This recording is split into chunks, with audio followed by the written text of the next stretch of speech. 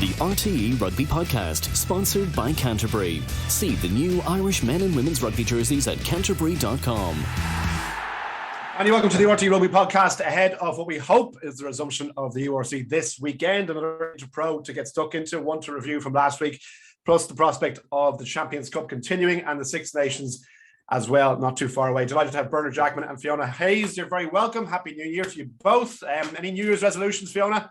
Or are you the one who just avoids them like the plague like me and says, no, life's hard enough. Don't put any more pressure on yourself. You got it in one. You just get through next year is the main thing. I think after the last couple of years, I just think I'm not making any New Year's resolutions to go out the window after a week. So get through it. I'll try and do a bit of exercise. Maybe that only lasts for a couple of weeks, but I'll try it anyway. Yeah, myself included as well. Back into the gym, Birch. I'm going to be 16 stone of muscle by the end of the year. What do you reckon?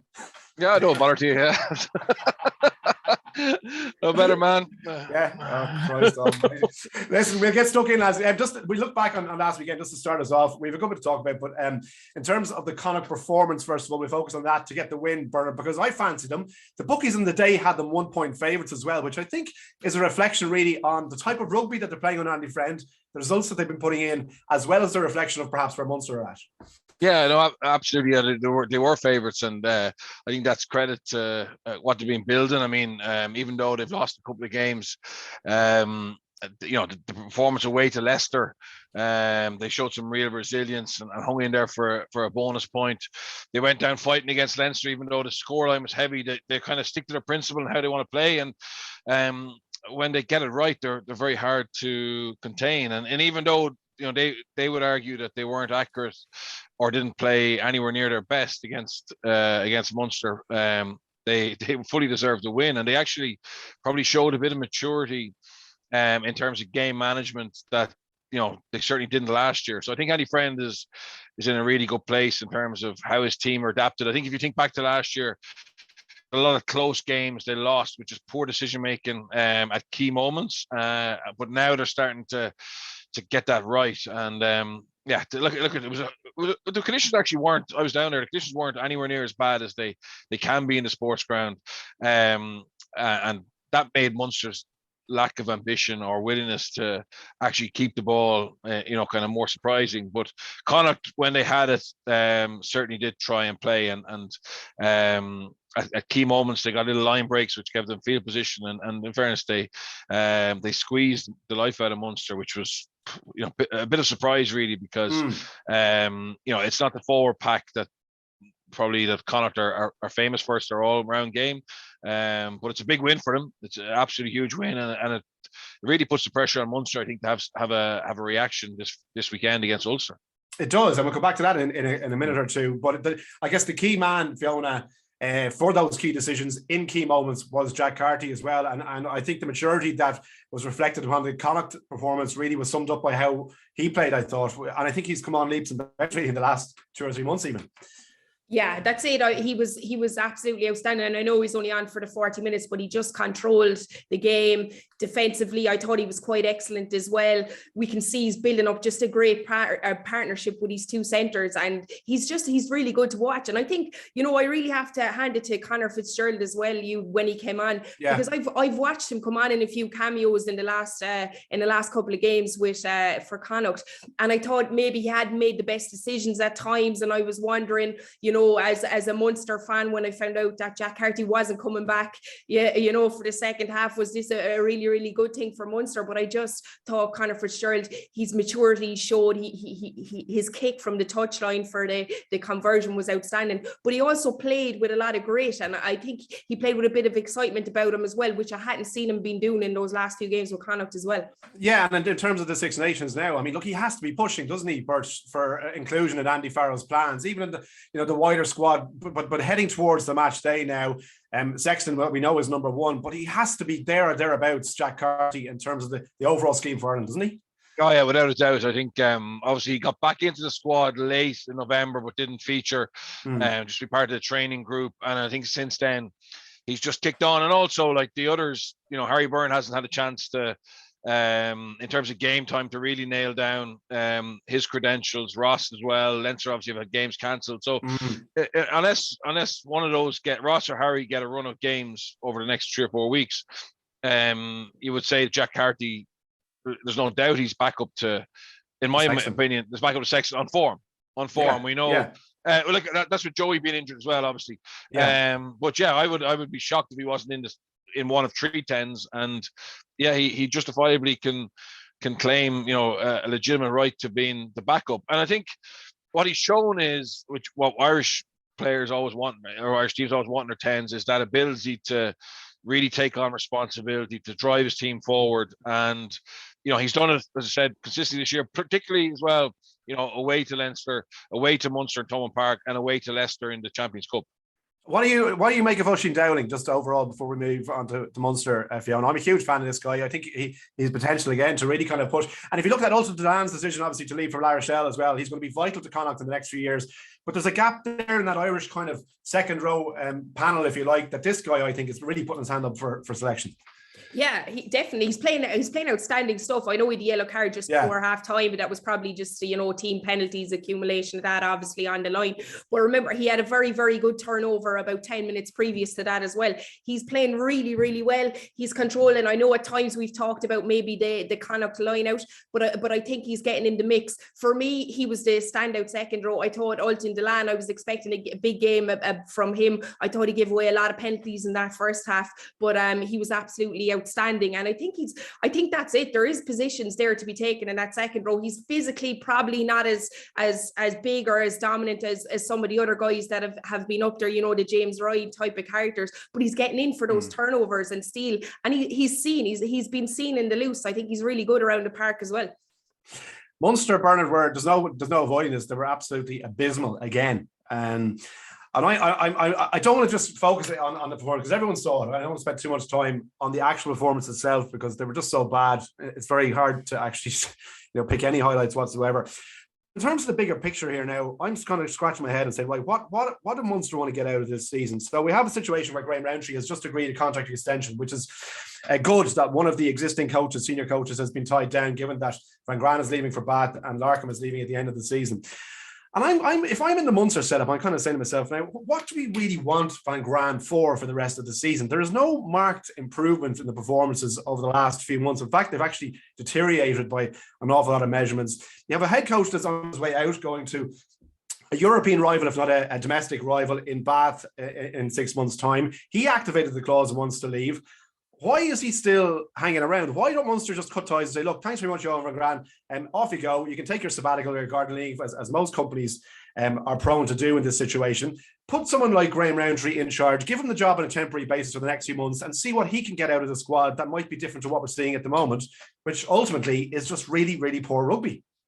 Well, look, it's definitely something that they're going to have to consider, particularly if performances start to slide. I think the Connacht non-performance was something that really hit the Munster fans. I haven't heard as much criticism or apathy towards where Munster are going since that performance. And like, it's so weird in an Irish provincial derby just to be so flat. And there's games you play, and I certainly played them, where you're maybe not fully tuned in mentally, and the game kind of passed by without any real instance, and you lose the game at the end that you maybe think you probably should win, and you have to learn from it. But like, if you think about that game, there was lots of little flashpoints throughout it. I mean, off the ball stuff, particularly at halftime. I mean, I was talking to a guy I would have played against a lot for when I was playing for Leinster against Munster yesterday, and we're just saying, and I played against him for Connacht as well, and I was just saying, like, if back in our day, and I don't want to go back to that, but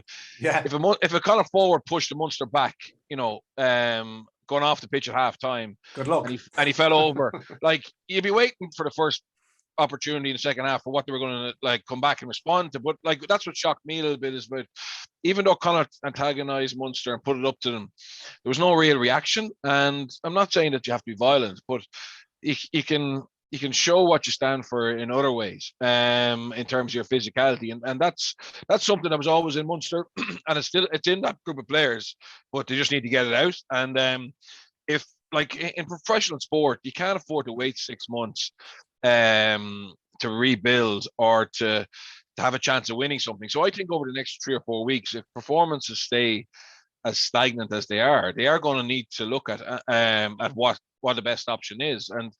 And also, I mean, the problem for Munster is, or for Johann van Graan is, without Johann van Graan in Was, they had a performance full of vibrancy and energy and traditional Munster values. So, and he wasn't there, and it was Ian Costello, and it was a makeshift group. So, that's the problem as well, is that they have shown, without him, that they're capable of doing more. Now, in fairness, I think Stephen Larkham needs to come under the spotlight as well, because Johann isn't on the pitch. Johann is very much a DOR at the moment, right? So it's Larkham who runs the team game plan, the team strategy.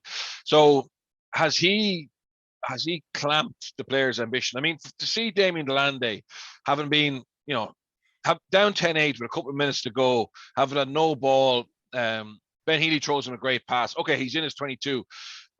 He's on his own goal line, but he makes a burst, right? And he's a chance to get into the 10-yard line. He's a 3-man overlap outside him, and he kicks in the touch. You know what I mean? So, like, when you're 10-8 down with a couple minutes to go, if you're 10-8 up with a couple minutes to go, that's the right decision.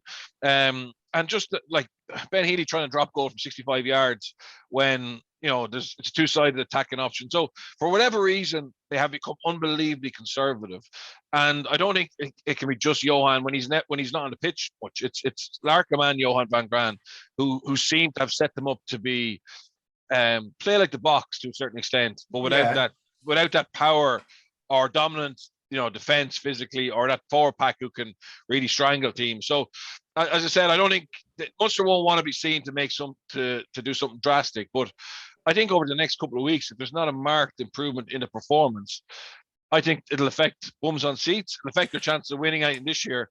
And then it's a full rebuild in June with a new coaching setup, and it's 2 or 3 years probably before they look like they're going to win something. So it is a question to be asked, Hugh.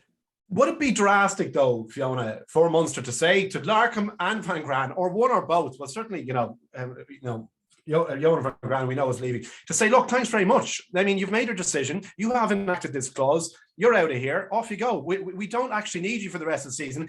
And we're going to give a guy, Graham Rowntree, who is on the record as saying, look, the head coach position is something that I'm actually interested in. I have committed my future to Munster here. And why not give him a go and see what he can do in the next few months? They've actually been gifted a situation now where they can almost have an experimental head coach on trial for the permanent position. If it works out, it's been brilliant. And if it doesn't, they're still going to have to go and find another head coach anyway. And they could be working away in the background trying to line up suitable candidates. I don't see where the downside to this is. Yeah, no, I suppose there's contract issues there, and maybe he has to finish it out. It's not really done, I suppose, as much in rugby as we see in other sports where like they go and that's the end of them. We've an interim person in there. I think Graham Rowntree has been absolutely outstanding for Munster, but I suppose it's attacking rugby we're looking at that we're not seeing. I mean, Bernard talked there about the counter attack. It was absolutely non-existent. I was shouting at the TV screen all game. Every time Connacht kicked us the ball, there was absolutely no chance of us running rugby. It was literally kicked back. It was so disappointing, and we just didn't have a game plan. It couldn't be seen anywhere on the Munster team that day anyway. So I suppose they're looking at it, you have Graham Rowntree in there, he's focused on forwards at times, done very well. Maul, scrum at times was good. Who take over that attacking style of rugby? Who bring in that new style? Is Rowntree going to take over that role? Maybe not. I suppose the lads are used to Larkham there, so it's finish out the season and we get someone new in. Yeah, I'm wondering in the background as well. I mean, you mentioned Costello's there, obviously. Rowntree's there as well. Birch, if you dig down a little bit deeper, I'm not sure in the extent of coaches that can step up, or if there is enough there to kind of sustain what is, the senior squad and second string and whatever trickling down towards the academy and the development squads. But I just think that, you use the word drastic there. I think they need to try something drastic, because what's happening at the moment is blatantly not working. And if you drift on for another 3 or 4 months, the Champions Cup will be gone, and the URC as we have it as well. God knows what's going to happen there. But I just don't see that what is happening at the moment can benefit Munster to any degree over the next few weeks. Yeah, look at it. This will sound harsh, but I don't know. Like the fact that they re-signed Johann in the first place, would This make is a me problem. would make me wonder where, like, how ambitious are they really to change the pecking order? Have they accepted that Leinster are naturally always going to be number one, which shouldn't be the case? I mean, we saw when Johnny Sexton left to go to France, and there's a little bit of bedding in process in the replacements for Joe Schmidt, that Leinster, dropped off a little bit, and Munster still didn't win a title. Like the reality is, there's not that sense of urgency or desperation to change the pecking order amongst the whole leadership in Munster. And I'm talking about senior players as well, and off the field. It's like, it's an organizational thing. Then, and do you remember when you went to the Dragons, Birch? And I remember even talking to you at the time. We interviewed a few times, and you had a blueprint in front of you. You were promised X, Y, and Z in terms of structural support for you to enact changes in the squad, and then change the belief in players as well, that we're not just going to be the boot boys of the Welsh region or whatever. And it became very obvious to you very quickly that actually those supports weren't going to materialize. But there was an attitude almost like that. Look, we're the Dragons, and sure, look, this is our place in it, and things are going to change. There seems to be, as you just said, a similar attitude among Munster as well. Sure, look, we are where we are at, and like we're just almost plugging gaps rather than actually trying to enact change that will be meaningful change. Yeah, and in fairness, look, sometimes the worst thing you can do is just be performing to an okay level. And in fairness to Munster, they haven't had, that massive dip where they're bottom of the table, or they've been winning enough games to kind of keep everybody reasonably content. But that's sometimes a horrible place to be. I remember in 2009 when we eventually won a European Cup in Leinster, we went and got lost away to Cast, and it made everybody in a group stage. It wasn't the death knell, but it made everybody look at what we were doing in a very pressurized way, and it led to us actually winning the European Cup that year. So the problem with Munster is it seems to just, like last year's defeat to Leinster in the final was a real pathetic display. They never fired a shot. They had a chance to win a Rainbow Cup, and they blew it. I mean, Treviso won it because Leinster, I don't know if you remember, had rotated because it was a week before they played La Rochelle, so they lost to Munster. That was a gifted opportunity for Munster to win some silverware. They didn't achieve it. What happens? Nothing. And in fairness, I would say off the field, I mean, the supporters club who put together the money to sign Delande and Snyman, they showed that they were willing to step up. But in other areas, it just seems to be, and they've done it. In fairness, they've done it by spending money. So Larkham, Roundtree, and Van Graan are very expensive and well-paid coaches. So they've done the hard part, which is actually finance it. But yet around that, and I said it's not just the management of Munster, it's senior players, it's everybody involved. There just seems to be this level of acceptance at the moment that we're doing really well. Because we're knocking around semi-finals and the odd final, and in Europe we can throw in the odd performance. But realistically, I think Munster are capable of so much more than that, and this could be a great opportunity to throw the shackles off and see. I mean, in France, it's a management technique called ultra shock, right? Electroshock, sorry. Yeah. And where in this situation, the president would have called Johann in and said, "Look, you're gone." Right. And I'm not saying we should base ourselves on French management styles, but every so often having a little bit of an electroshock, particularly when a team is underperforming and that it's not something that can be built upon, which is here. And to answer Fiona's point there about contracts, yeah, Johann is due 6 months' wages. Stephen Larkham is due 6 months' wages. That Munster are going to have to pay anyway. So it's just a case of sometimes they're saying, well, look, we know we have to pay that, but we're focused on the short term and potentially medium to long term. If Roundtree worked out as being a good head coach, he's 50 years of age in the environments he's been in, the fact he's in the squad now, he should have a really good idea of what's needed. Yeah. Also, let's be honest, it's not the time to go looking for a head coach. So it's World Cup cycle. Realistically, in June, there's not going to be the creme de la creme available. And maybe Graham Roundtree, understanding what the squad needs, being allowed to pick his own coaching team, might be the best possible option. But I think the reality is, unless he gets it now as a caretaker role, I don't think he's going to get it, because you would have said Munster would have just given it to him, announced it straight away. But maybe he is, maybe he is the right guy. But it looks like he's not going to get that chance to show it. Certainly this cycle. But it's a minefield. No, it is, and I was talking to one of the lads about this over point the other night as well, Fiona, about the comparisons with Manchester United at the moment, like this former great club that is just kind of ploughing along, not playing particularly good style of the game that they're playing, whether it's football in Manchester United's case or Munster. They're surviving on a bit of on a past reputation. They seem to be happy just to tick a few boxes. The players don't seem in any way like they're up for big challenges, and it's very frustrating to watch. And I'm sure for Munster supporters as well.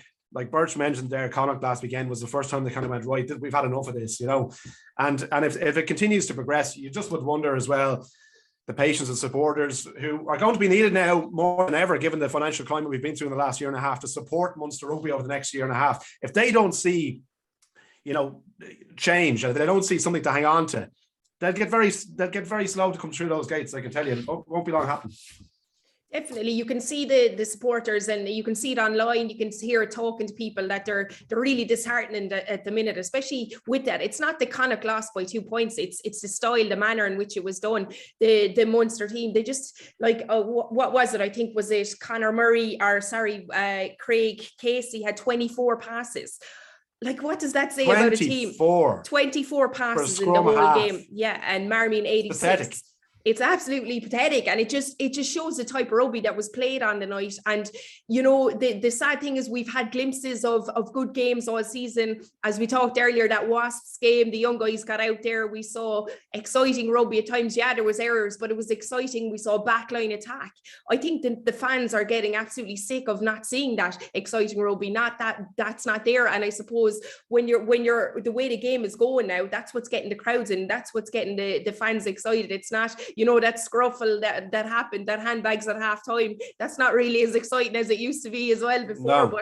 But definitely, it's attacking rugby, and we've spoke about how good Connacht are at attacking rugby, and what Andy Friend brings, and we're just not seeing it as Munster fans on that team, and it's really disappointing. And it's that a few people have said, I haven't heard anyone talk about trying to get to this Ulster game next week. You'd be wondering, the tickets are cut down if there's going to be, if the game is going ahead. I haven't even heard people murmuring about whether they're going up to Thomond Park or not. And I live right beside the stadium. It's a very strange kind of feeling with the fans at the minute. Yeah, and it'd be interesting to see, I guess hopefully the game goes ahead first and foremost. I know both sides are waiting on positive or negative results, and hopefully the game does go ahead. But it'd be interesting to see, Birch, if you're looking at this, on blueprint and on form and on personnel and everything that's been going the way it has, again, I'd make Ulster favourites at Thomond Park here this weekend. Yeah, it depends on what kind of how they shape up. But look, I'd be absolutely shocked if there's not. I'd be really worried for Munster if there's not a backlash in terms of performance. And I don't really care if it's accurate. You're not going to go from 0 to 0 or 0 to hero overnight. But if there's not intent to actually play, I mean, when you look at the quality of player they have, I think they're selling themselves short by not at least having a look to play. And then if you get shut down, if you're on the back foot, obviously then you go to your kicking game, and we're not expecting to become the Babads, but at least show an intent. The way the game has gone, it is favouring bar, as I said, South Africa, who, let's be honest, have a set of physical attributes that not many other teams have. The way the game has gone, attack, ball in hand, high tempo rugby is winning games. So if you're going to go against the grain on that, well, you better have a set piece that can do incredible damage. And we saw the other night that their scrum and line wasn't totally dominant against. Their maul wasn't dominant against Connacht, and that was the only way they were going to score points, or through picking goals, and they weren't dominant at that either. So it's just something I would still fancy Munster, to be honest. But also, I think over the last couple of years as well, there's been an inclination for Munster to get upset with criticism or punditry, and rather than actually look at themselves. I mean, I genuinely think Irish rugby needs Munster to be really strong. I think Munster, when they're on song and they have that performance level and they have that connection with their fans, are unique in world rugby. I mean, I know, Christophe Urias, who's the coach of Bordeaux now, or top of the top 14. I mean, he bases a lot of his culture on, and he did this in Oina, he did this in Casper, he won a top 14, and now he's doing it in Bordeaux, about Munster. and what a Munster man is, what that means. He tries to get the Bordeaux players to have those similar attributes, not to this generation, but to the O'Garas, the O'Connells, the Hayeses, the Anthony Foley's, etc. So Munster have something unbelievably unique, and I'm not bashing them for the sake of bashing them. I just would love to see them be on the right track where they can be, a real genuine contender in Europe again. And there are plenty of coaches out there who understand exactly what that tradition is and exactly what that character is, that Munster man that you were talking about there, that are still coaching out in the modern game. You look over in France as well, there are plenty of coaches out there. So I don't know, look, the appointment is going to be crucial. I'd be interested to see if they do anything about the Van Graan situation in the short term. It doesn't look like it at the moment, but you never know. The Champions Cup, Fiona, obviously is next weekend. Provided we can get, I guess, travel dispensation or exemptions between the UK and France. I saw Steve Sanderson today giving out about the red tape that's now applied to his South African players going to France. This is something that they probably should have realised a while back, but obviously, look, it's neither here nor there. It's crucial for the Champions Cup for European rugby that we get the 2 rounds played. If they don't, I think they might be just at the stage where they're going to have to either bin it or just completely rework the format. Definitely have to rework the format if the games aren't playing, because it's something, I suppose you have to keep it going. There's rugby being played. It's obviously red tape between France and England, and I'm sure they're working around the clock to fix that. But if these 2 games aren't played, or if these round of games aren't played, it's going to have a serious knock-on effect.